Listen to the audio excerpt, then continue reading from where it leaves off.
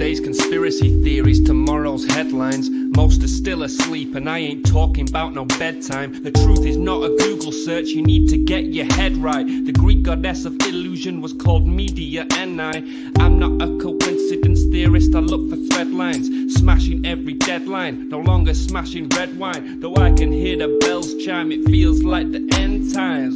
That probably should have been smashed on red wine, but the carnal mind is foolish. Obey and end up ghoulish.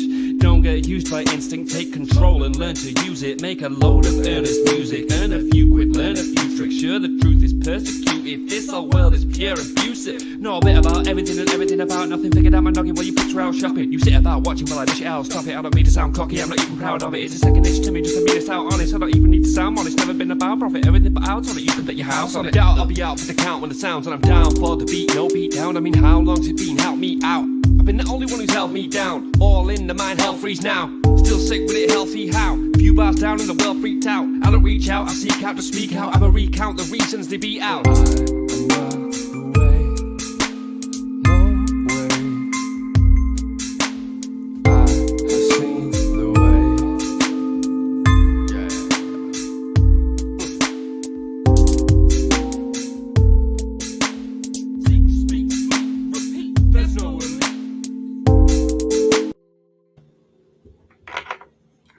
Oh, I had cut that intro short over here. You know, I'm stoned. Hey guys, how you guys doing? Good afternoon, good morning, wherever you guys are in the world. I love you guys. Hey, how's it going? Honestly, man.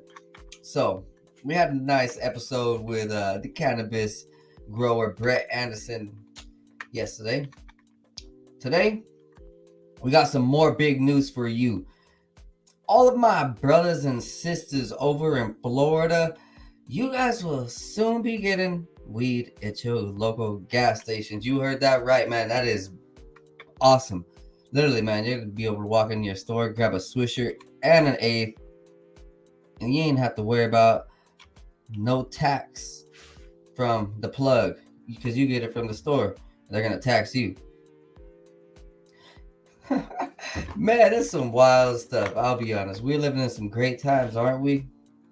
Hey, there's a whole bunch more, but first and foremost, I'd like to thank my sponsor over at Tweedle Farms. Tweedle Farms is a local company from Pacific Northwest in the Oregon fertile land. You know, we got on the West Coast, man. It's amazing. They grow the best. They grow also amazing strains. They got flavors, cannabinoids, terpenes. They got edibles, you know, for all of it too. They got concentrates. They got tinctures. Man, I tell you what, they got everything. And you guys hit them up with my coupon code 509 Divine Pines to score yourself 20% off. They got good deals too. And they're giving you 20% off, man. That's what's up. Hey, next up, I'd like to shout out Boomer Boost Vitamins. Are you tired of feeling down, feeling out, feeling like you're running out of energy? Well, tell you what, man, I've been using Boomer Boost Vitamins for 2 years and they revitalized my game. Like, I've been using supplements for 10 years and it just kind of started getting dull. I was like, I wasn't really finding anything that did a phenomenal job. They all did okay things, but I was just like, man, I can, you know, it's like, it can kind of feel okay for me. I took on it for a little bit. It was all right, but hey, Boomer Boost is fucking great. I'll be honest, man. These dudes use all organic compounds. They use proprietary blends. You know, these dudes are for the mind, body, and soul. Tell you what, use coupon code 509 Divine Pines 10 off to score yourself 10% off the order. And really enjoy. Hey, so back up on the news, all right? We got this weed coming to Circle K gas stations in Florida, my friends. So all y'all in Florida, man, cheers, brothers and sisters. You guys will be loving it. Loving it. I'm already kind of getting a good vision of taking myself out to Florida on a trip once this goes through. So this article states from Bloomberg.com. Bill Bloomberg's the boss. So deal with Green Thumb Industries will begin in 10 stores in Florida. This could help marijuana go more mainstream. You got that right. Man, this can't go more mainstream than Florida gas stations. Dude, those things stay up all day, all night, all day, all night. Have people from Cuba, have people from freaking overseas all day, dude. You know, I'll be real. That's a beautiful thing. And if we can go ahead and understand that this is going to happen for the other 49 states, then, you know, you can go ahead and start preparing, get yourself ready, at least envision it, because there's going to be a lot more, let's just say, traffic, you know, a lot more influence. People are going to definitely be more influenced to try it out. There's, you know, the older people, the younger people. It's going to be more convenient. It's going to be on deck. I mean, I'm sure that the supply won't run out. And yeah, we can just imagine that things will start being fire with all this. So I had to switch up the articles, but continuing on with the same story, there will be a test and learn phase in 2023 with approximately 10 Rise Express dispensaries opening. Green Thumb Industries wants to expand its medical retail footprint in the state, where Circle K operates about 600 locations. Florida has 700,000 people active in the medical marijuana program. Green Thumb Industries founder and CEO Ben Cobbler states, Rise Express stores a game changer. He also said it would make it easier for patients to purchase high quality cannabis on their daily routine. The new Rise Express stores will sell various products such as flour, pre-rolls, gummies, vapes. Ooh, so this is for medical patients? Wow. Hey, I mean, that's also fucking cooler, bro. I mean, they're literally, you know, helping out the people who need it most. Like, hey, you know, those articles I read yesterday about the FDA and the DEA all, you know, kind of getting their hands and minds into cannabis for a healing and for a positive. Maybe it's a global thing, buddy. You know, we've seen Japan go ahead and start thinking about it. If Japan's thinking about it and Florida already got it, you know, I mean, I'm sure it's just coming everywhere. Now, you can bet that right, because look at this. From High Times magazine. Early draft of German cannabis legalization plan leaked. So, Germany and Japan are both starting their legalization process through the root works. We find this out. According to Politico, details of Germany's current cannabis legalization plan was leaked on October 19th. Hey, so that means we can go ahead and have Beer Fest, the real Beer Fest over in Germany. Go get drunk, you know, Oktoberfest, whatever, right? Over there. And then we could smoke legalized cannabis too. You know, Amsterdam's going to have an influence on them, that's for sure. Oh, yeah. I mean, that's a beautiful thing. The draft currently includes a plan to decriminalize sales and possession of cannabis, as well as allowing cannabis to be sold in licensed shops and pharmacies. See, 100 years ago, cannabis was actually found in pharmacies and stores. You can actually find that. And dude, cannabis was a well-known commodity. So they're just bringing it back. It's not nothing new. It's kind of just that they're starting to realize that we shouldn't have ever left those values of humanity. This approach to reform has been pending since German officials announced their intentions to approach reform back in June, led by Health Minister Karl Lauterbach. According to the current draft, sales up to 20 grams would be legal for those 18 or older, which would include a maximum of 15% THC and a maximum of 10% for adults. Oh, wait, hold on. A maximum of 15% THC for adults over 21 and a maximum of 10% of adults 18 through 21.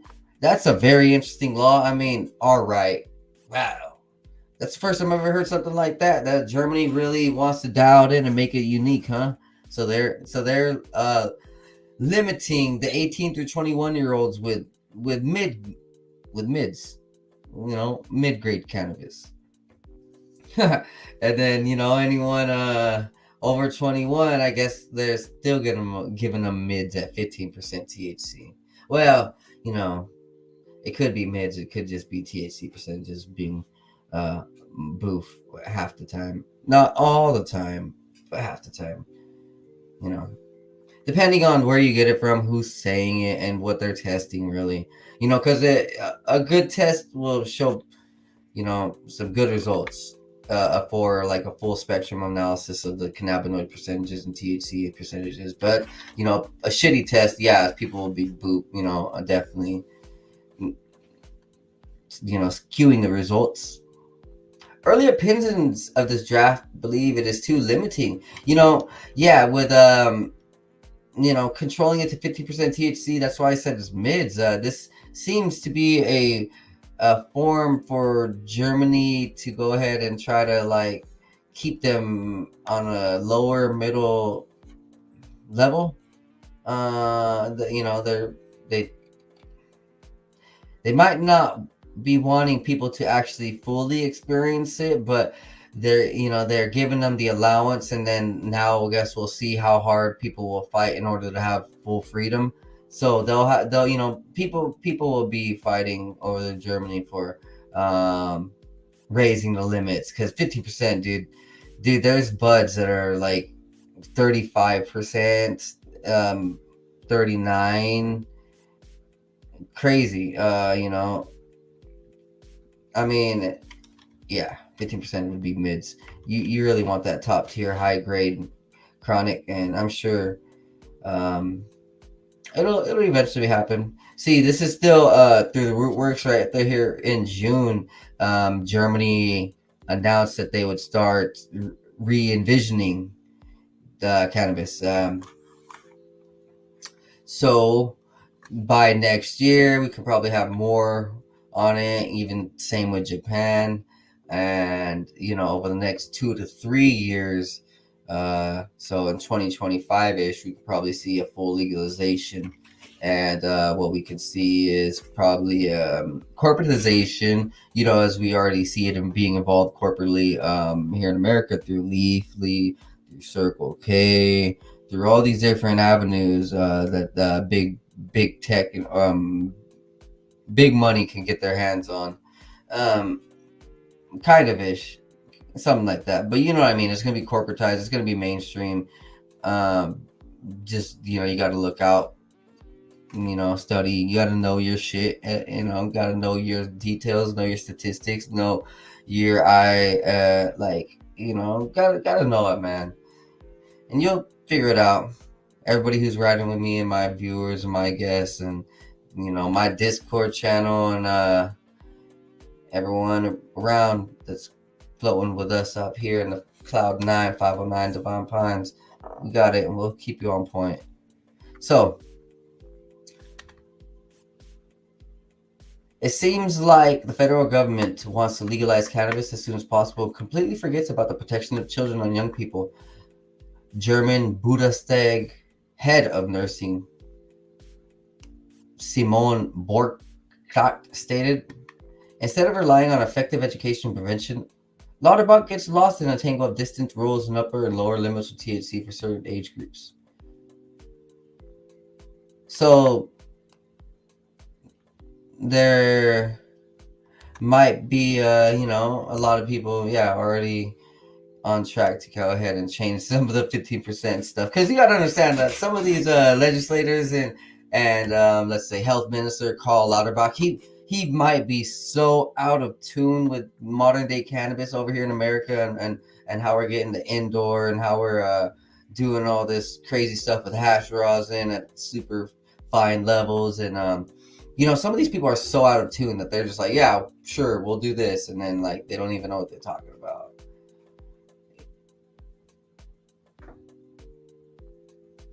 The German health minister told Politico that the government has not agreed to a common proposal for cannabis reform, although they did announce their effort to approach legalization in June with hearings.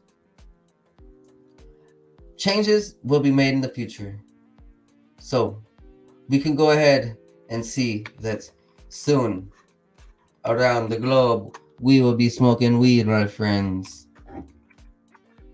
Now, hey, this is a fascinating article right here.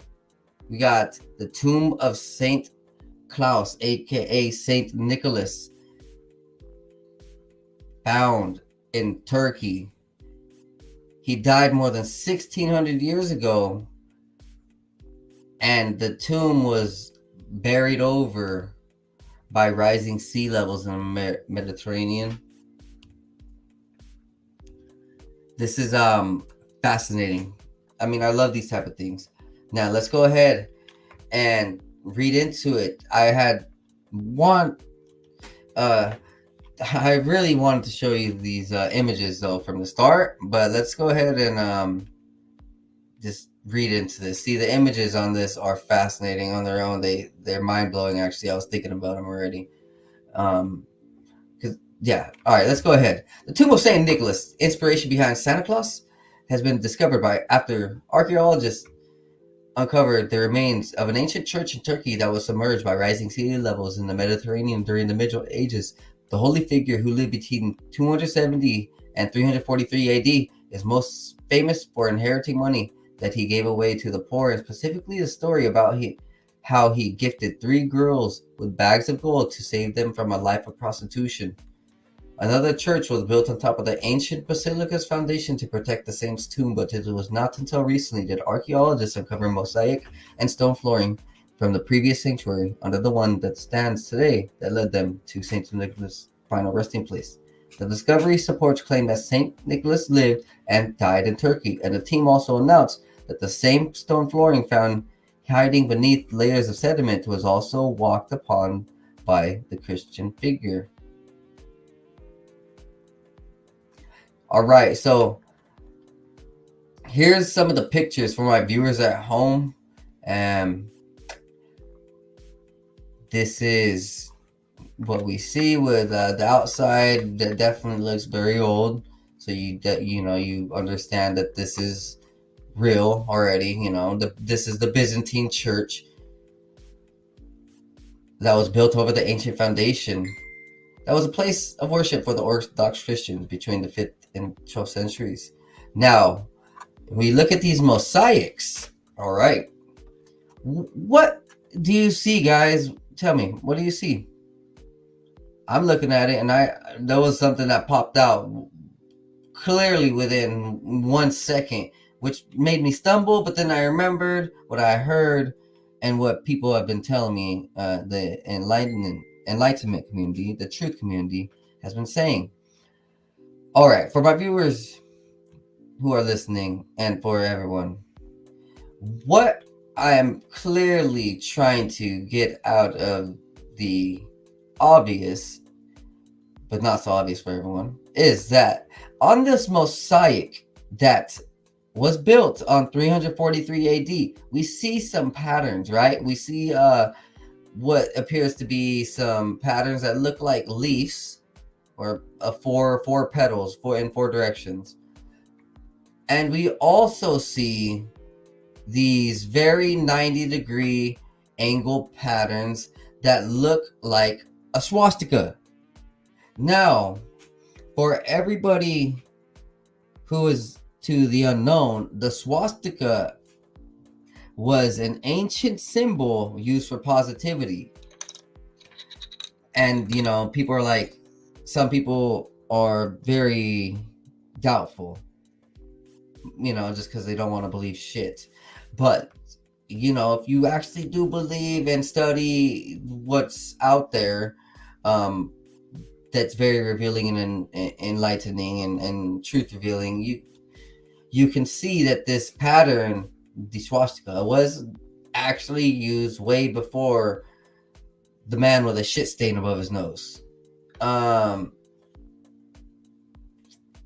at it's there's 4 of them, 5 of them that I see. Like 1, 2, I think that's 3, maybe 4, 5. Yeah, it's probably 5 of those things.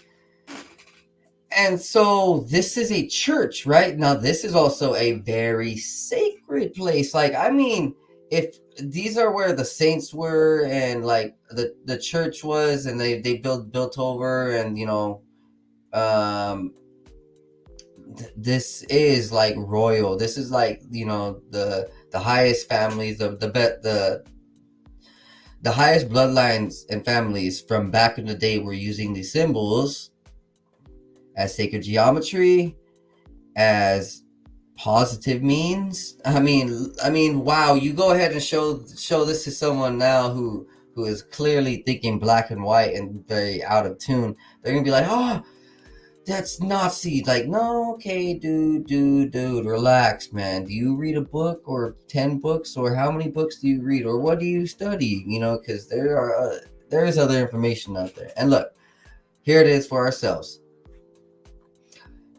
This picture describes archaeologists have been working at the site for years, carefully removing flooring of the St. Nicholas Church that stands in Turkey. The removed flooring of the church was built after St. Nicholas died in 343. Now, continuing on with more pictures. Now, yeah, these continue to be fascinating because, I mean, there's just geometry. Like, it's, how do I say this? That's different. There's patterns that are different than we see nowadays. But you know why? Because if you go to a freaking modern day art museum at the wrong city, and you go to the wrong art exhibit, they're gonna show you nothing and call it art. They're gonna show you a banana on the ground, call that art. You know what I call art? I call stuff like this, like, I mean, not drawing art, but I mean artistical architecture. I mean, like, creativity. If someone drew this on a paper compared to someone drawing a banana on paper, I would rather call this art. Yes, because this is having resemblance to some type of internal beauty that we naturally find with like sacredness, with the positive side of life. This just resonates with us, right? These images, these patterns just resonate with us in a certain way that we're fascinated and adored. We adore it. We're like, we kind of want to know more, right? These things go back a long time. Like, our brain is able to pick up on these patterns because our ancestors did. It's just like rehashing old circuits.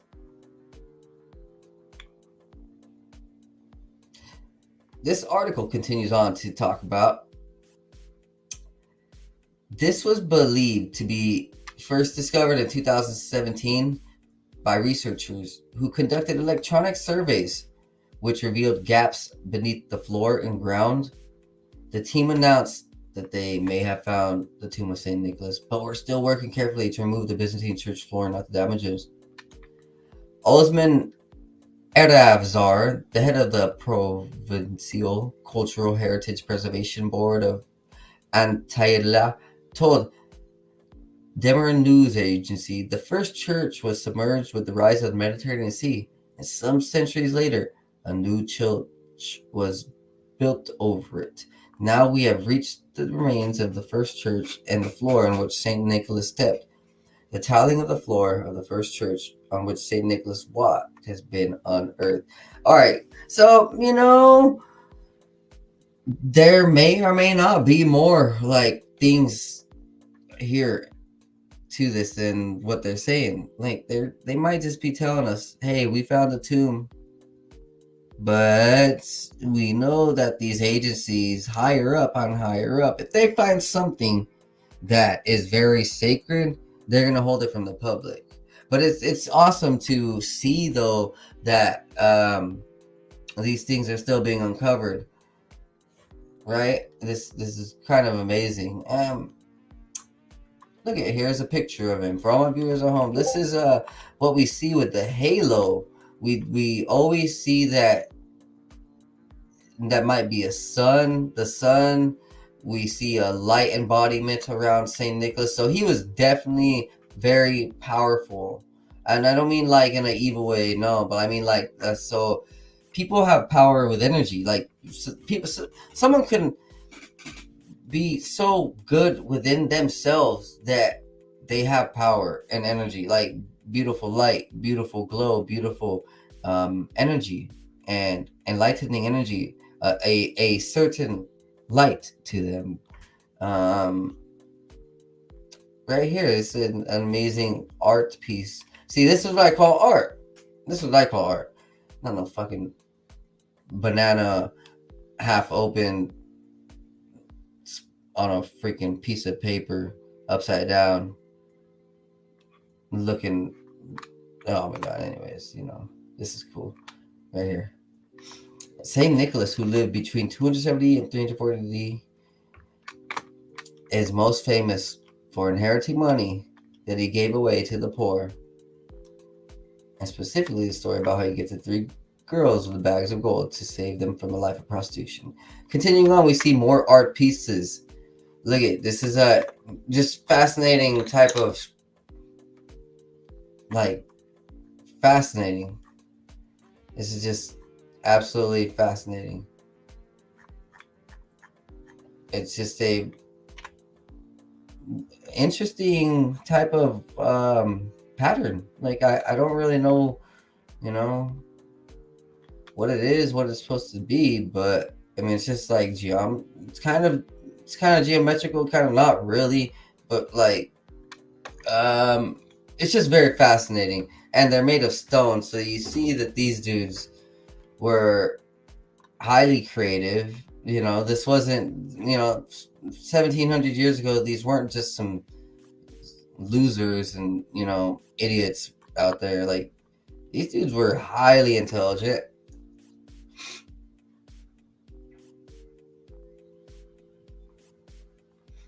Saint Nicholas, who was famous for his gift giving and charity to the poor, was born in the village of Patara to the wealthy parents who died in an epidemic and left their son a large fortune. As a devout Christian, St. Nicholas followed Jesus' teaching of selling all worldly possession and giving to the poor, and that is what he did.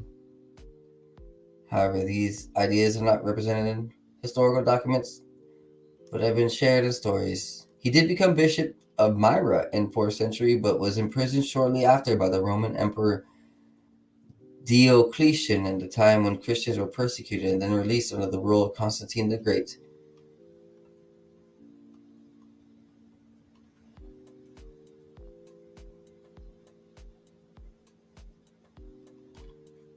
This is more pictures, and so the team also uncovered the fresco of Jesus recently. Look at this artwork. Now, this is amazing. This is a large piece of art. Like, people, they were using ladders or something, or a giant was drawing this, because that's where she's halfway on the art, and the art is still clearly drawn well up into like the 10-foot range of the ceiling, maybe even higher. And like, see how well the paint has stayed. These are old paintings, right?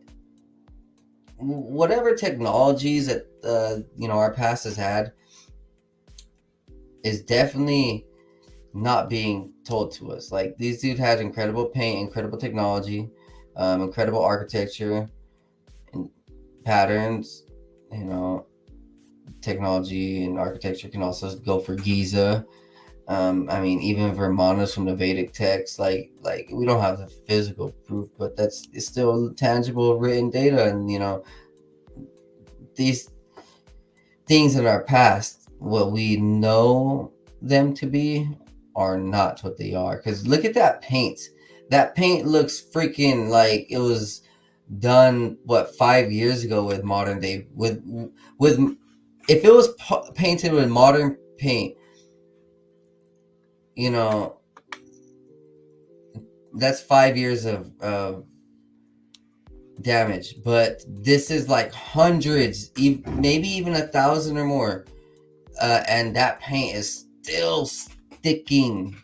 Like, there's something more to that paint and what they knew. I mean, or you guys can actually find and trust me and be like, well, maybe they are GMOing and fucking everything up so bad these days that we should appreciate the past and the past ways a little bit more. Because, okay, to clarify, there is a lot of reincarnations of ancient methods being used around the globe, as me and a lot of people speak about these things and the great enlightenment process. The age of Aquarius is coming into shift.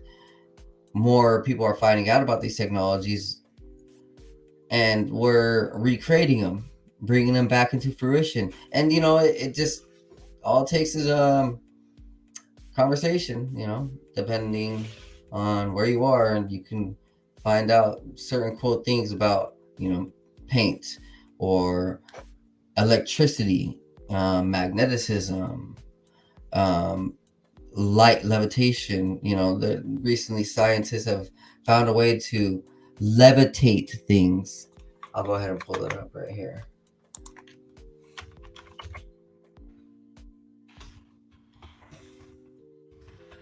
Yeah, scientists have found a light levitation technology. And if you actually study the past, those type of things were already around, like light and light technology, levitation technology.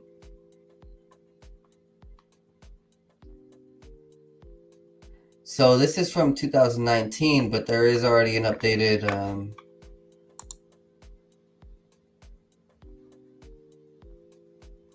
there's already updated technology that can go ahead and do this now. So what these scientists are doing in the California Institute of Technology, these physicists, they have designed a method that could levitate and propel objects using light waves. It's happening already, guys, and it's amazing. What we're able to do is magical. So this is obviously the California Institute of Technology making this public, but what a lot of people don't know is that there's a lot of research and data from ancient past, and that correlates with a lot of this too. Light propelled objects. Decades ago, scientists developed the so-called optical tweezers to move and manipulate objects using radiated pressure of a focused beam of laser light. So decades ago, scientists made optical tweezers to move and manipulate objects using radiated pressure of a focused beam of laser light. So here's it again. Decades ago, scientists developed a laser light that could move and manipulate objects with its radiated pressure. So that kind of makes you wonder, like, where's this technology been? However, optical tweezers can only be used to levitate very small objects like nanoparticles. I mean, that's old technology. Since then, scientists have struggled to scale technology, but a group of physicists at Caltech claimed that they have figured out a way they can levitate and propel larger objects. According to the research, the key is to create a specific nanoscale pattern on the surface of the object that will interact with light. Instead of using highly focused lasers to manipulate the object, the pattern will encode its own stability, moving upright when perturbed, so it stays in the stream of photons. Moreover, the source of light can be placed millions of miles away. Sheesh. This technology could foresee that the study could one day lead to the development of future spacecraft that can travel outside the solar system and beyond. Hey, I mean, that's even if we can get to space, because who even knows? Like, I'm not saying that we are in space or that we're not, but what I fucking know about space is that it's not what we're being told. Like, there's spacecrafts right there, right now. These ET big ass googly eyed motherfuckers sitting outside of Earth, and they're watching, and we don't see that shit. We're not being told about that. But you know, I guess these laser light technologies can go ahead and help us fight and get through this googly eyed fucking alien shit. I'm over here and I have glasses. People call me Four Eyes. Sheesh. Sheesh. Oh my god. The method will enable spacecraft that can be propelled by a laser on Earth without the need to carry heavy fuel. The researchers believe that the spacecraft could run at a very high and potentially reach relativistic speeds to visit other planetary systems. Is that like the movie was it with Matt Damon, the one where they go to that artificial moon and they're using those crafts, or like all these space shows where they have this like vessel that's kind of being propelled out to space. There is an audaciously interesting application to use this technique as means for propulsion of a new generation of spacecraft, said Harry Atwater, a professor of applied physics and material of Caltech. So since then, they have sure got this up to speed. Now, what you guys need to be up to speed on, and this is big, like for real, Democratic lawmaker, lawmaker Rep Crow. How about that? I'm just Dem lawmaker Rep Crow. I'm not gonna freaking try to say anything. I don't like to even think about it. Like, maybe censors are catching on to those. So who knows? Dem lawmaker Rep Crow warns Americans' enemies could use DNA tests to kill them. You heard that? U.S. lawmakers and military experts are cautioning Americans about the risk posed by DNA testing services, claiming sophisticated weapons could use that information to target individuals. This is coming from your own government, dude. This is like no joke, all right? This is real.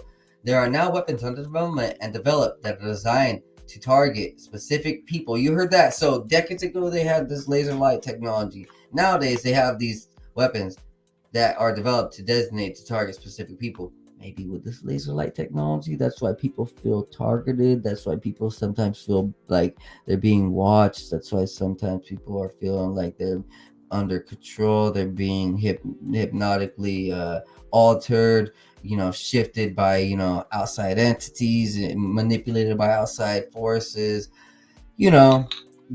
just maybe speculatively, who knows? That's what this is, where you can actually take someone's DNA, their medical profile, and you could target a biological weapon and will kill that person or take them off the battlefield and make them inoperable. He reportedly explained at the Aspen Security Forum. Crow, a former Army Ranger first elected in 2018, anticipates U.S. foes will get their hands on the information provided by companies like 23andMe. People will very rapidly spit into a cup and send it to 23andMe and get really interesting data about their background. Guess what? Your DNA is now owned by a private company like BlackRock, like Tesla, but the more private companies. Ooh, so we have an open and public discussion about what does the protection of healthcare information, DNA information, and your data look like? Because that data is actually going to be procured and collected by our enemies for the development of these systems. No matter what, he's kind of right, dude. Like, I'm not even. Oh, fuck. I guess I'm kind of like thinking about this now. Yeah, he's right, man. No doubt, undoubtedly, with technology, how technology is literally on every continent now. We got internet and we have people hacking the fuck out of people and like just trying to pull their data from all countries and all places. Yeah, other countries will start to use this. I mean, it may even be domestic targeting. Who knows? A sophisticated biochemical weapon used to harm particular people using their DNA as part of the plot of No Time to Die, the most recent James Bond series movie. It's like Hollywood's trying to tell you something. Yeah. Because look, not everybody in Hollywood's a sick fuck like Weinstein. But some of them try to tell you some things, try to enlighten you. I'm gonna go ahead and watch No Time to Die now, and just watch it from a bird's eye view, see what I can see. Senator Joni Ernst of Iowa, who serves as Senate Armed Service Committee, who serves on it, warned that the U.S. enemies intentionally spread diseases and harming agriculture in turn for food scarcity. Well, it kind of sounds like a domestic fucking targeting to do that shit. Because look at Bill Gates, that piece of shit is targeting our food security. If we look at food security and what our adversaries do with biological weapons that are directed at our animal agriculture, at our agricultural sector, highly pathogenic avian influenza, African swine fever, man, all these things have circulated around the globe, but if targeted by an adversary, we know that it brings about food insecurity. Well, what? Why is she even mentioning this?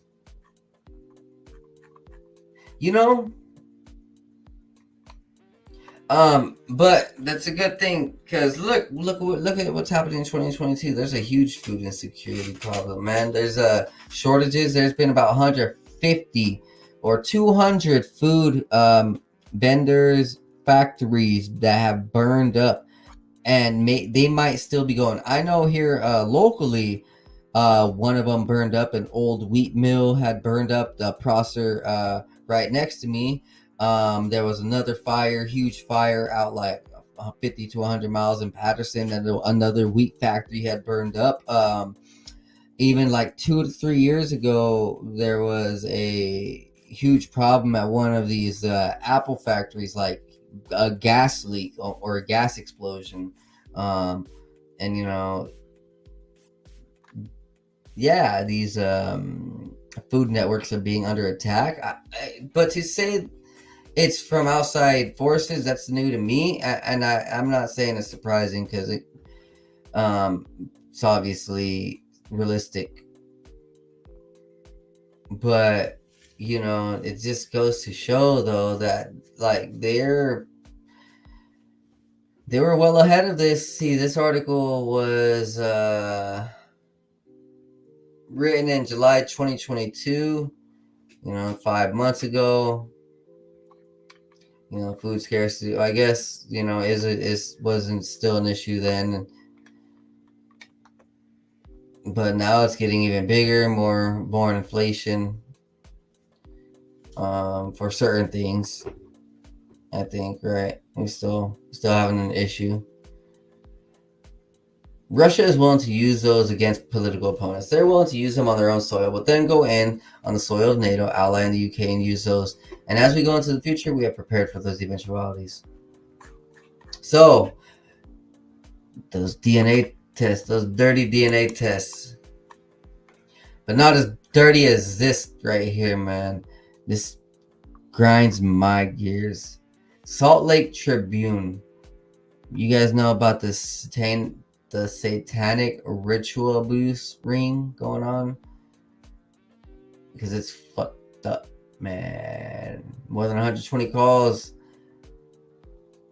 have been made over the past 3 weeks. This was back in June. So since then it's doubled. There is a new victim, or more a new another victim, I should say.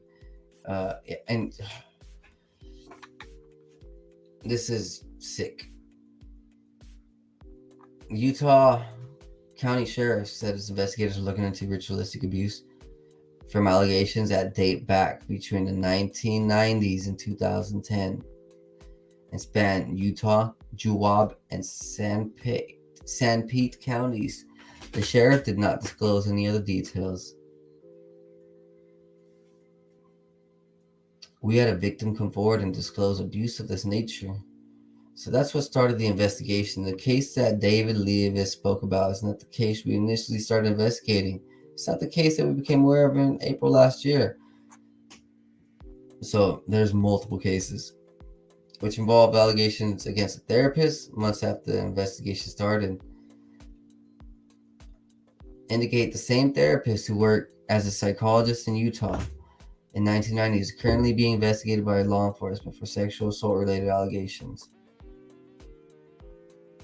But this is ritualistic sex abuse, murder, and cannibalistic dealings with a cult that this victim says she witnessed when she was a child.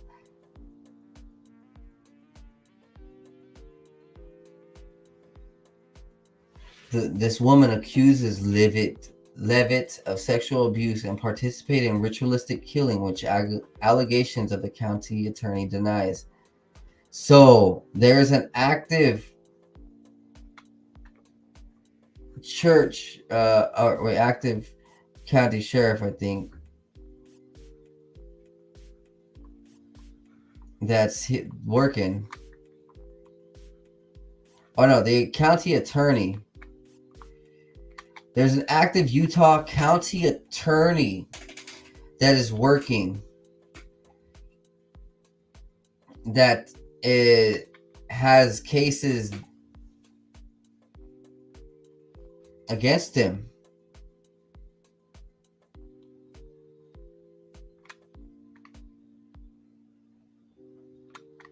Oh my God.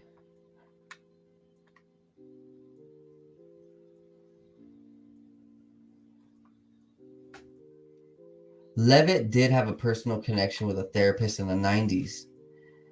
The therapist was his elders quorum president in the Church of the Jesus Christ Latter-day Saints. He was his neighbor. He had family connections. Although the therapist was initially arrested in 1999, charges alleging he had sexually abused a woman as a child weren't filed until 2012.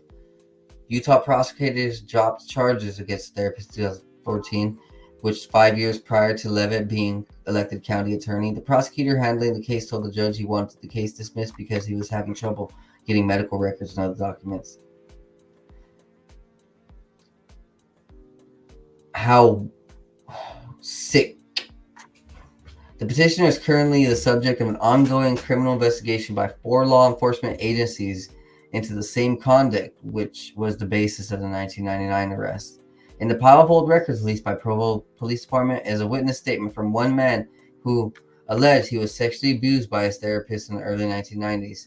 Brett Bluth said in a recent interview that he had desperate when he started seeing psychologists. He had returned from a mission of the Church of Jesus Christ Latter-day Saints. He was struggling internally because he was gay. The predominant faith in Utah is historically opposed gay marriage and same sex. Bluth recalled coming out to his bishops, who he said referred him to a therapist who had a track record of curing people of their homosexuality. His desire was to have a completely severed life. To have completely severed it from his life. That was the goal. He wanted it gone. It was very uncomfortable, so he was willing and very hopeful. That wasn't the conversion therapy. As the therapist said, he started soon hypnotizing him. Bluth got diagnosis, multiple personality disorder.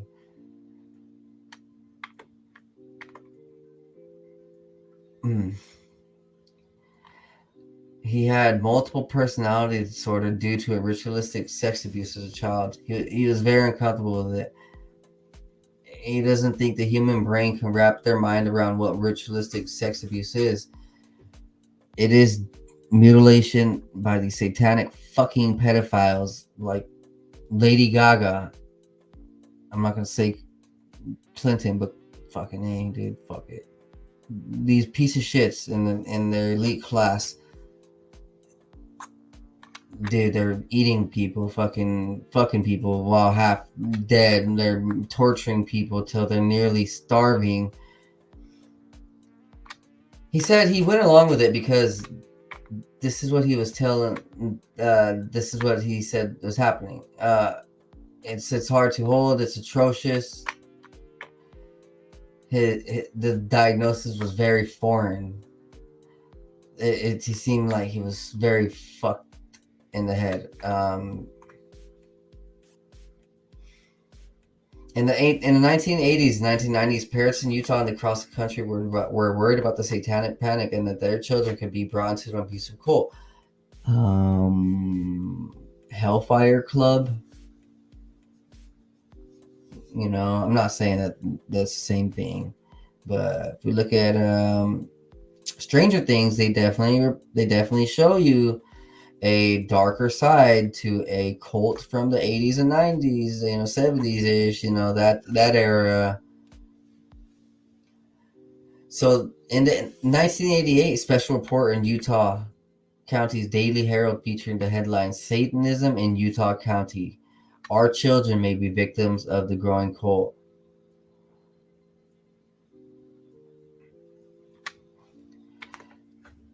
Bluth says that these ritualistic abusers program your brain to not remember anything, to suppress memories.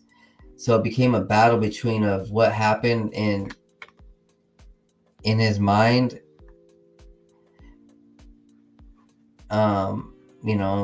He started battling it, and wow. This article states that Bluth described to police the therapist would sexually abuse him, put him in a black bag, and tie it off, leaving there until they were almost suffocated. That can create some psychological damage, and you see why these celebrities, Britney Spears, is really fucked up. They're really bad, man. I'm sorry for my friendy, but this is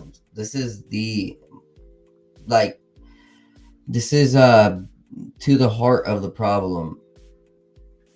I'm not saying on the religious issue, but this is like the Latter-day Saints. I'm not saying that, but man, oh man, these guys are really going exposing things, right?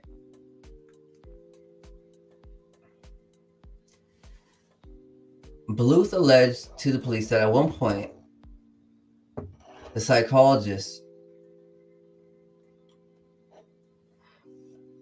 exposed his genitals under the guise of therapy. He also alleged in a report that during their last session, the therapist encouraged Bluth to perform a sex on him as a way to heal from trauma from his childhood.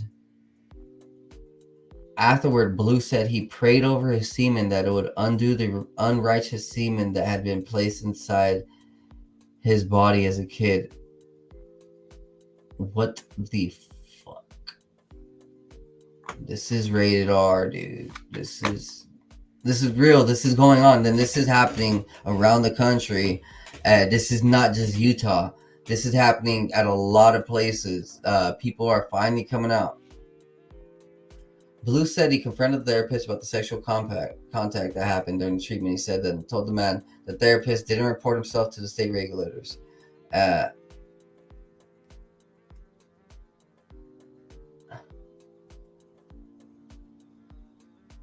And Bluth had met with several other patients who said that they received the same unusual diagnosis of multiple personalities due to ritualistic sexual childhood abuse. So there's more to this that we aren't hearing. Like there must be a huge network of this happening like a big network of this happening in certain areas.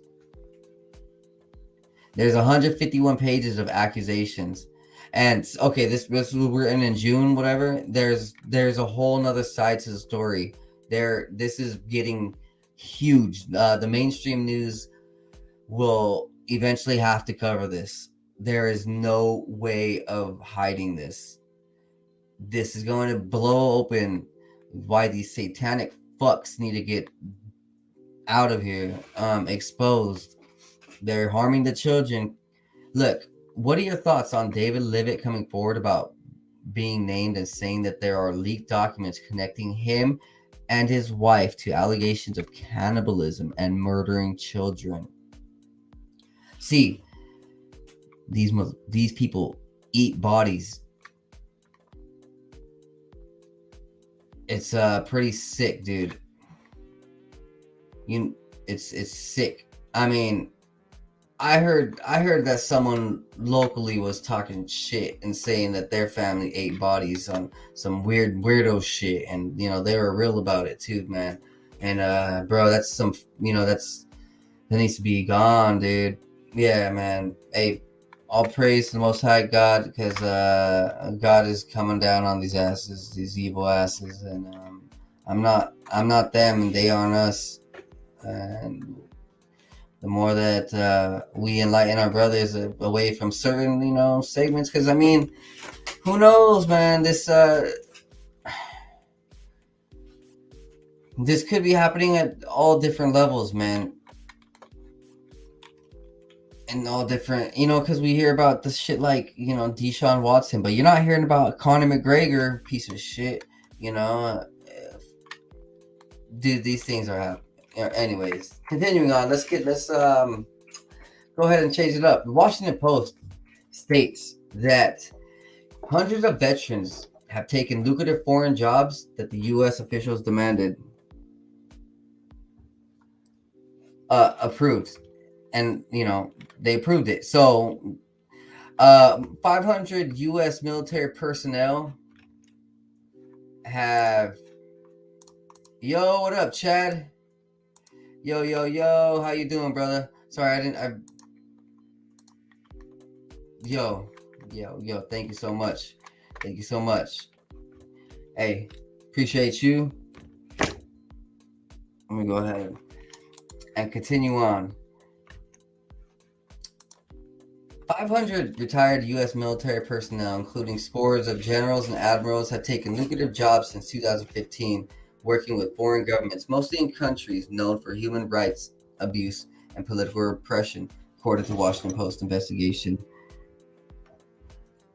In Saudi Arabia, for example, 15 retired U.S. generals and admirals have worked as paid consultants for the Defense Ministry since 2016. The ministry is led by the Crown Prince Mohammed bin Salman, the kingdom's de facto ruler, who U.S. intelligence agencies have approved since 2018. So the Saudi paid advisors include Marine General James L. Jones, a national security advisor to President Barack Obama. Interesting. A retired Army General Keith Alexander, who led National Security Agency under Obama and President George W. Bush. Even more interesting. So you just heard that, two of the biggest guys under Obama and Bush's times are working fucking for Saudi Arabia. And let's just say that, maybe this is happening in a lot of other places, with a lot of other networks. Like, this is only shown for the military. So how many other politicians, ex-politicians, are working for other countries? All right, and these are talking about, like, maybe not necessarily the cleanest guys, the shadiest, dudes. These might be shady dudes. Like, I'll be honest. Who knows? It could be good people, could not be. But this is interesting to see that most of these personnel have worked as civilian contractors for Saudi Arabia, the United Arab Emirates, and other Persian Gulf monarchies, playing a critical, though largely invisible, role in upgrading their militaries. So, I mean, it could be that some of these places are hiring our guys to fight against us. I mean, that's just a ideology, because China hires a scientist from America's top lab recently. All right. And they were recruited to China to design missiles and drones. So at least 154 Chinese scientists who worked on government-sponsored research in the U.S. foremost national security laboratory over the last 2 decades have been recruited to work in China, some which help advance military technology that threatens American national security. So, interesting number. We've seen 500 Army veterans go ahead and start working for other nations for other interests, and then we see this. It's 154 scientists. Well, I'll be honest. This doesn't surprise me one bit. Some of these technologies are systematic efforts that the government of China is being used to place Chinese scientists in positions where they can develop nuclear weapons. And they brought this technology from the Los Alamos National Laboratory over here, kind of in the West Coast, I think Nevada, Arizona, one of those. Many of the scientists were later lured back to China to help make advances in such technologies as deep earth penetrating warheads, hypersonic missiles, quiet submarines, and drones. Scientists were paid as much as $1 million through participation in Chinese government talent programs, which were designed to recruit Chinese scientists to return to China. So they're using bribes. But I mean, they're paying them for their hard work. Yeah, okay. Such talent programs have been identified as a source of concern, but U.S. officials said they had not previously seen an unclassified report that described the phenomenon in such detail, naming specific scientists and the projects they have worked on. The talent transfer poses a direct threat to U.S. national security, said Craig Levesque, a co-founder of Strider and the lead author of the report. China is playing a game that we are not prepared for, and we need to really begin to mobilize. Although a former Los Alamos scientist pleaded guilty in 2020 to lying about his involvement in China recruitment program, most of their conduct described in the report appears to have been legal. Moreover, U.S. officials and experts say most Chinese scientists who immigrate to the U.S. remain here, and many have significant contributions to the U.S. defense technology. But current and former U.S. intelligence officials said that the Strider report shows the Chinese governments have been using talent recruitment programs to acquire insights into U.S. technology to help build the military that poses a significant threat to U.S. national security. We have benefited enormously from the inflow of Chinese talent, and I hope that we can continue to do that. It's essential that the United States, it's essential to the United States. But China is now developing weapon systems, capabilities, doctrines, and frankly, attitudes towards its own power that means that we have to go back to the drawing board in some of these areas. Through talent recruitment programs like the 1,000 Talents, Chinese pay scientists at American universities to secretly bring our knowledge and innovation back to China, including valuable, federally funded research. To put it bluntly, this means American taxpayers are effectively footing the bill for China's own technological development. Well, that sucks, I'll be honest.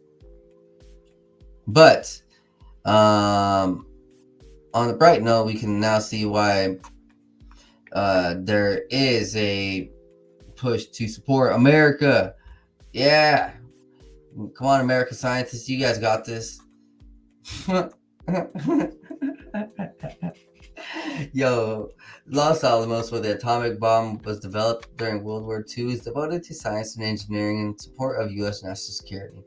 But much of the research is unclassified, and many foreign scientists work at the place.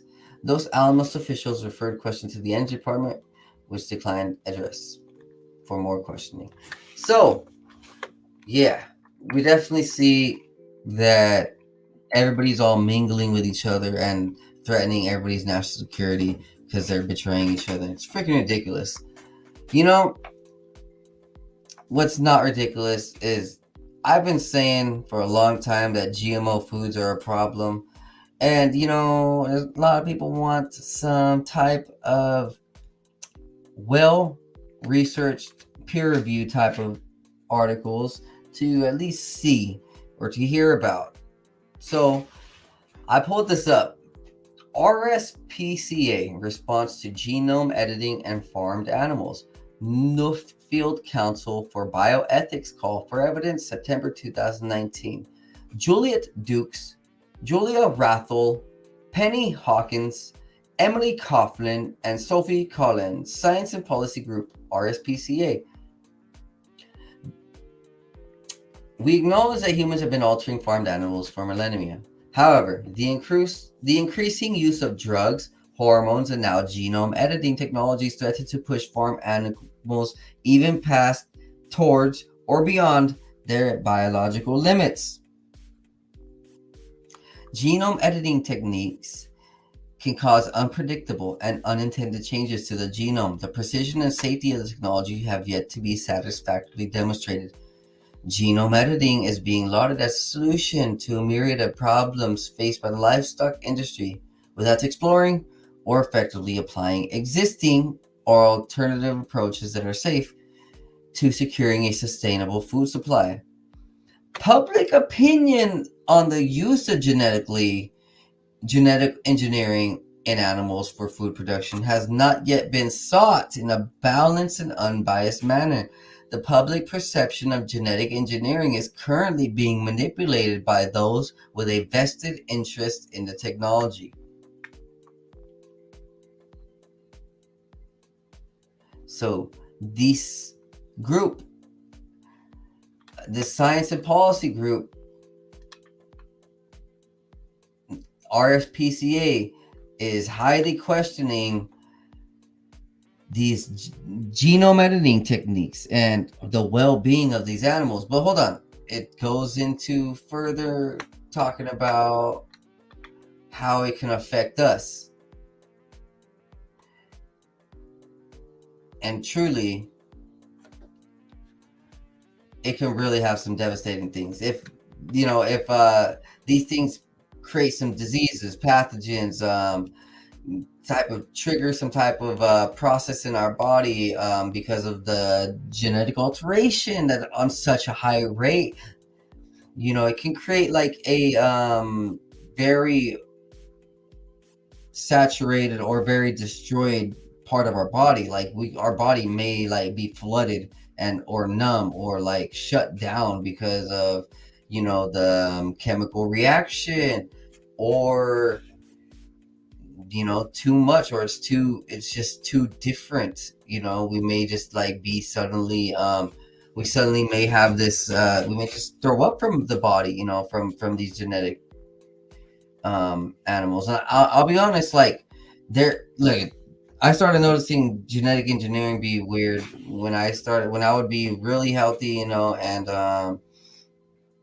I would eat like a fast, like 10 years ago, like 5 years ago, throughout there, somewhere around there, I would kind of just be, I wouldn't eat a lot of fast food, but I would notice that, in the week or two that I'll be working out pretty good, eating clean, and then I would go have a fast food, my body would like reject it. Like my body just didn't want it. It was just like, there was this like natural resistancy to some of these genetic engineered foods.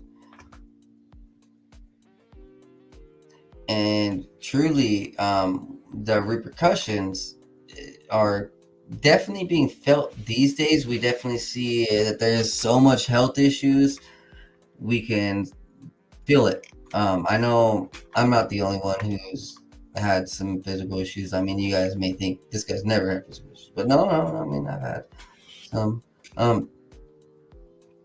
It's the food, man. It's the food. This is a long article. talking about a whole bunch of stuff. I'm not gonna sit here for 3 hours talking about one article, man.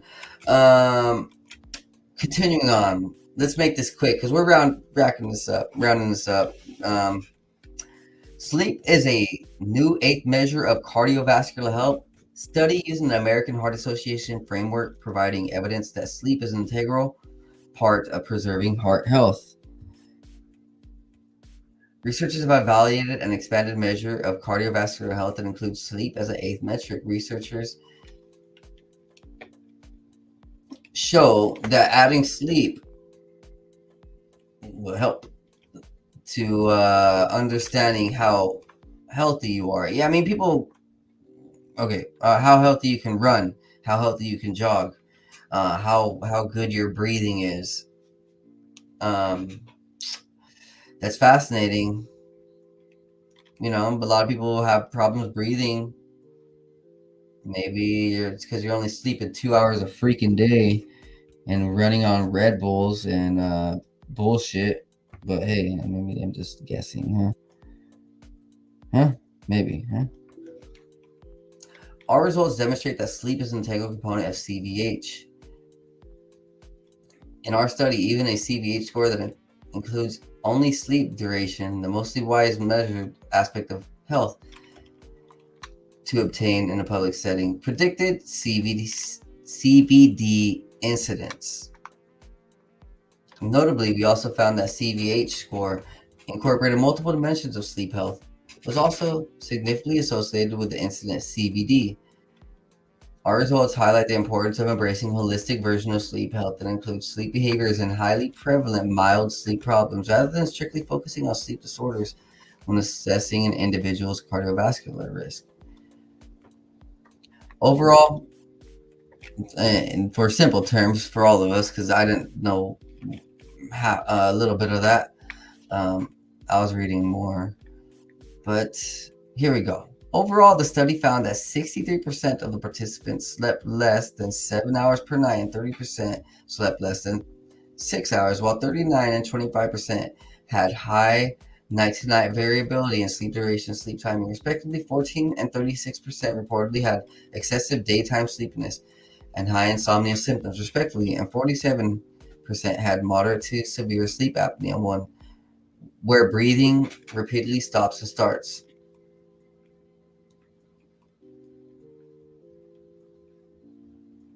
The finding that a sleep health score based solely on sleep duration, as well as a sleep health score based on multiple sleep dimensions, both enhance the definition of cardiovascular health. By clustering, it can be explained at least by the clustering of sleep problems. Showed that individuals with short sleep duration had higher chances of having low sleep efficiency.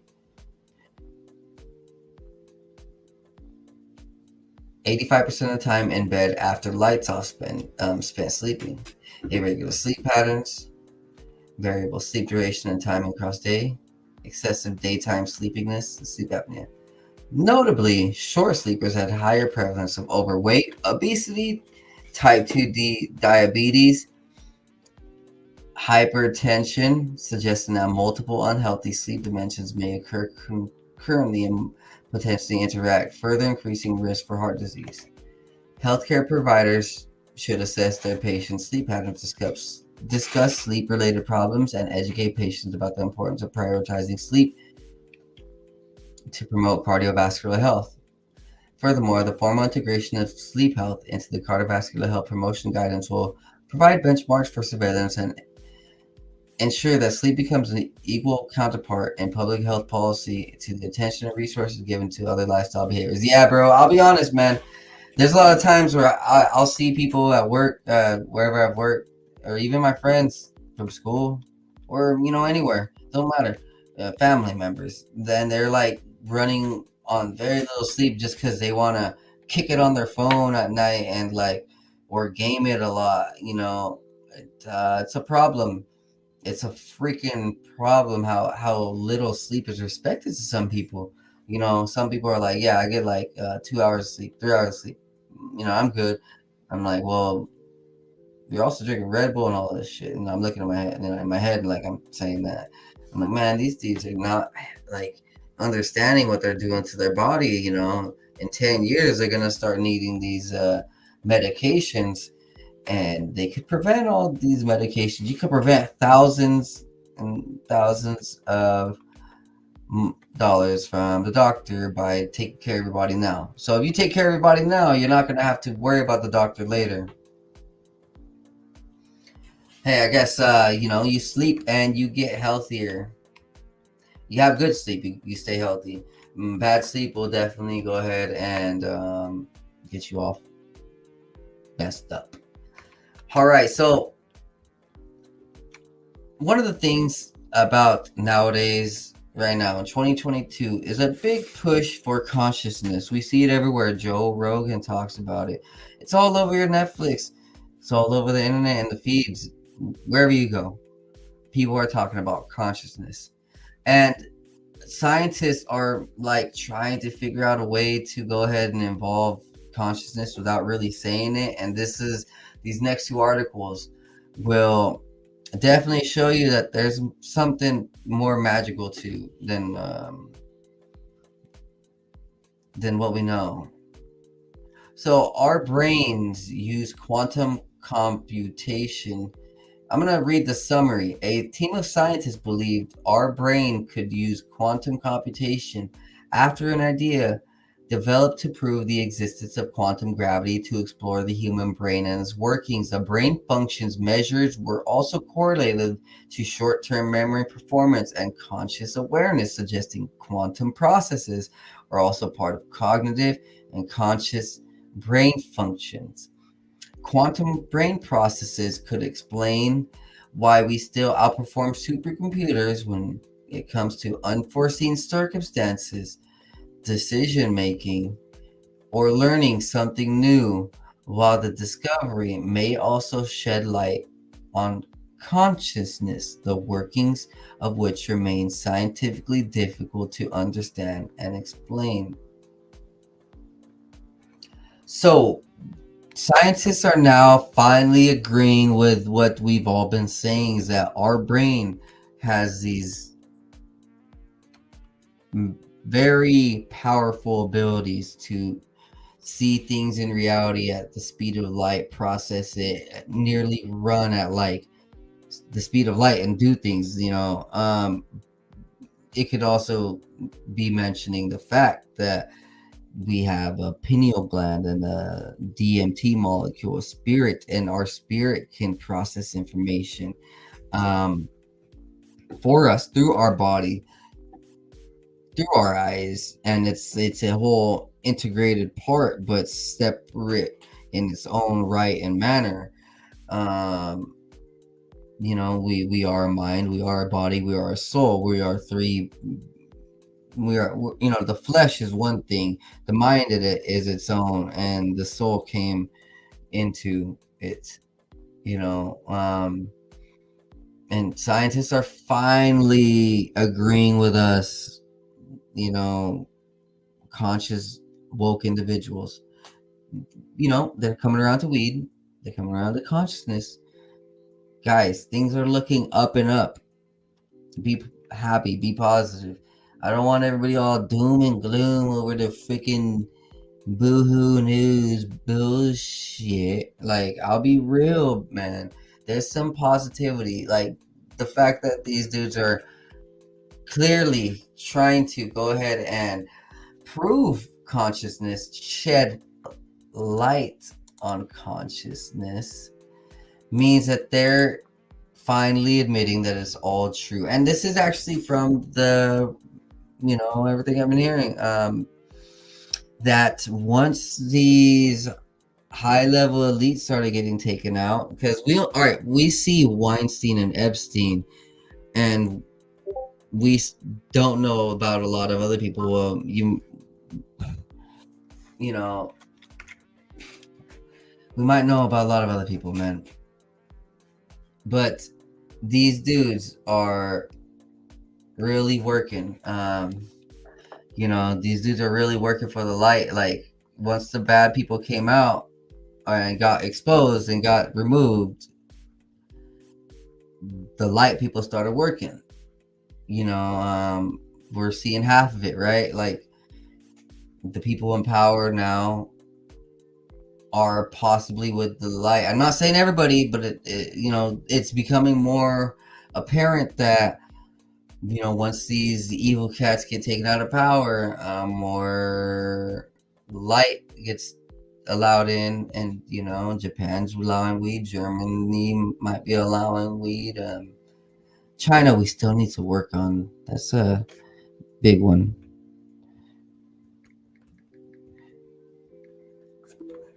Next up, we have in vitro neurons learn and exhibit sentience when embodied in a simulated game world. So wait, did you guys just hear that? In vitro means in laboratory. Like they're cooking, or they're putting this in a lab. Neurons that they put in a lab. So a human's brain neuron little pathway is learning and exhibit sentience when embodied in a simulated game world. Let me go ahead and break this down for you guys, because this is just an interesting one. They put brain cells in a petri dish, connected that petri dish to a chip, and they connect that chip to the video game Pong, and these neurons in the petri dish started playing Pong. I mean, there's a bit more components to it. But it's not like they were controlling it. No, the neurons were doing its own thing. Look, guys, this is also trying to show that there's sentience. The word sentience is like almost like consciousness, because they're trying, to tackle people like the metaverse. There's other bigger scientists, in the light, that are trying to show how we have this multidimensionality, this consciousness, this higher ability. Everything is living in its own organism. Things are, things are very alive. Things are more real.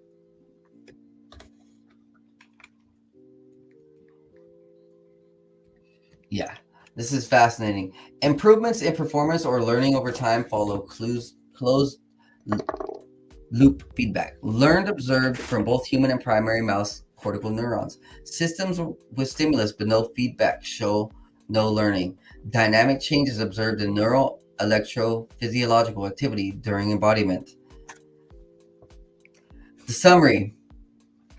Integrating neurons into digital systems may enable performance infeasible with silicon alone.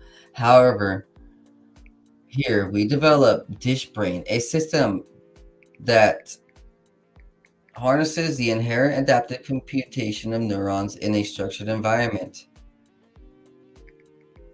In vitro neural networks from human or rodent origins are integrated with in silico computing via a high-density multi-electrode array. Through electrophysiological stimulation and recording, cultures are embedded in a simulated game world, mimicking the arcade game Pong, applying implications from the theory of active interference via the free energy principle.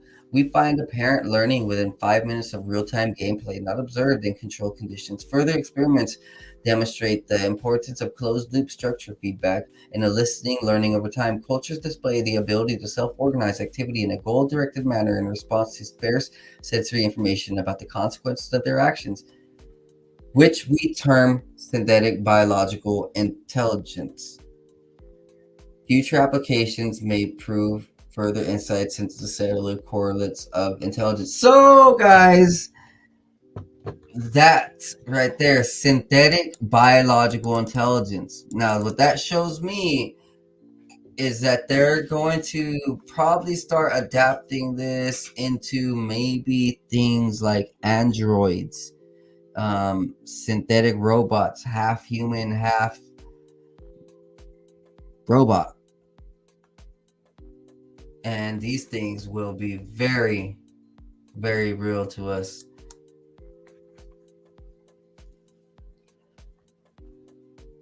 Another article from a Science on brain. Clumps of human nerve cells thrived in rat brains. So they put a human brain inside a rat brain, and the human brain started growing and making connections as if it were like receptible, but to also get into more, the human cells did appear to be functional in limited ways. The human cells can both receive signals and influence rat behavior, connections that demonstrate a substantial integration of the transplanted neurons. Now, I don't even know what that means, but what I do see is that they just said that a human brain can be put inside of a mouse. Well, how about this? They're putting brains and body parts of other animals inside other animals. We're an animal, and so is a rat. So they're doing all this crazy stuff. They're creating chimeras, man bear pigs. They're creating half species, half breeds, and now it's like it's going well. Like it's the it says right here, this environment support coax individual human neurons to grow bigger, 6 times as large by one measure than the same sort of cells grown in dishes. Cells grown in the rat brains were more complex with more elaborate branching patterns and more cell connections called synapses. The human brain cells flourish because rat brains offer perks that lab dishes can't, such as blood supply, precise mix of nutrients, and stimulation of nearby cells. So, they can test everything in the lab all they want, but they're also then trying to, realize that it's easier to just do it with a freaking real animal. And man, I'll just be real, like maybe in 10 years, this is gonna sound sick. This is gonna sound sick. I hope not, but maybe in 10 years, people will have like surgeries to be half animal. Well, okay, hold on. We do see this talk, in the last 3 years about kids in school, claiming to be cats, claiming to be this certain animal, and people around the world saying that they are this animal and that they dress like it, they get tattoos, they get piercings like it, and they take on the full psychology of it. Bro, this technology will allow them to have their dream. That's not me. That ain't me. Continuing on, man, these guys up here in the labs are really cooking up a lot with our brains. So another article states how to build a human brain. So they already built a human brain that works. Like, there's no other way to say it. They're called mini brains over at Stem Cell Research in USA or UCLA. Okay. What do you think? Do you think that these things are going to be used for the benefit? Hey, I am glad, Odalis, that you're learning so much right now. I appreciate it. I appreciate that you're learning.